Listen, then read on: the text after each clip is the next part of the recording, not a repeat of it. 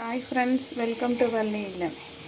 இன்றைக்கி என்ன சமையல் பார்க்க போகிறோன்னா பீன்ஸ் பொரியல் எப்படி செய்யலான்னு பார்க்கலாம் வாங்க. அதுக்கு ஃபஸ்ட்டு அடுப்பில் பேன் வச்சுக்கலாங்க.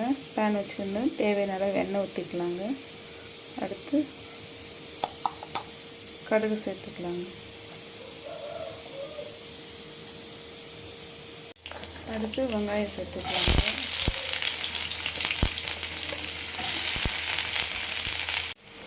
அப்புறமா ஒரு நறுக்குன தக்காளி சேர்த்துக்கலாங்க.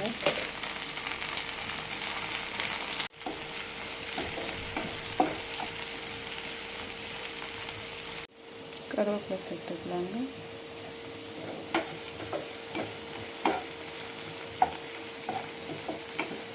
நம்ம எந்த பொரியல் செஞ்சாலும் தக்காளி எல்லாம் வதங்கிட்டு காயெல்லாம் சேர்த்த அப்புறமா காயெல்லாம் ஒரு பாதி வெந்ததுக்கு அப்புறமா நம்ம மிளகாத்தூள் சேர்த்தோம்னா அது டேஸ்ட்டு நல்லா இருக்குங்க. இப்போ தக்காளி நல்லா வதங்கட்டுங்க. தக்காளி வதங்கிடுச்சுங்க. இப்போ நம்ம காயை சேர்த்துக்கலாம்.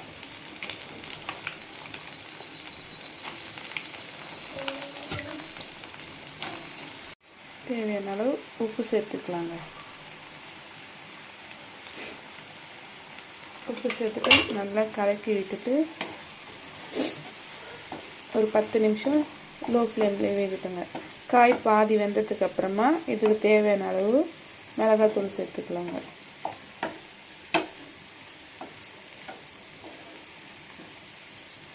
தண்ணி சேர்க்காம எண்ணெய் கொஞ்சம் அதிகமாக விட்டு எண்ணெயிலே வதக்கணும்னா இன்னும் கொஞ்சம் டேஸ்ட்டு நல்லா இருக்குங்க. இல்லை இப்போ காய் நல்லா பாதி வெந்துடுச்சுங்க. இப்போ தேவையான அளவு மிளகாத்தூள் சேர்த்துக்கலாங்க. நான் எப்பயுமே எதுக்குமே நான் வீட்டில் அரைச்ச மிளகாத்தூள் தான் சேர்ப்பேங்க. அது டேஸ்ட்டு நல்லா இருக்குங்க. இது ஒரு 2 நிமிஷம் அப்படியே எண்ணெயிலே இதுவாகட்டுங்க.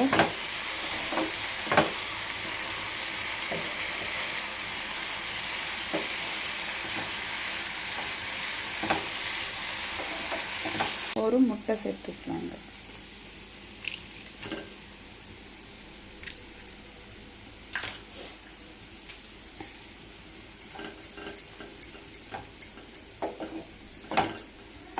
கொஞ்சமாக கொத்தமல்லி இலை தூவி ஆஃப் பண்ணிக்கலாங்க.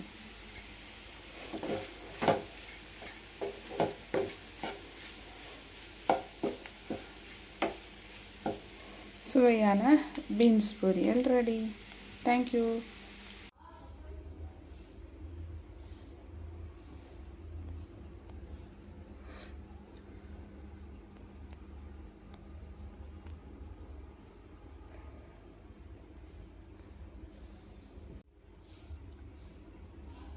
Thank you friends. Thanks for watching. Support my channel. Thank you.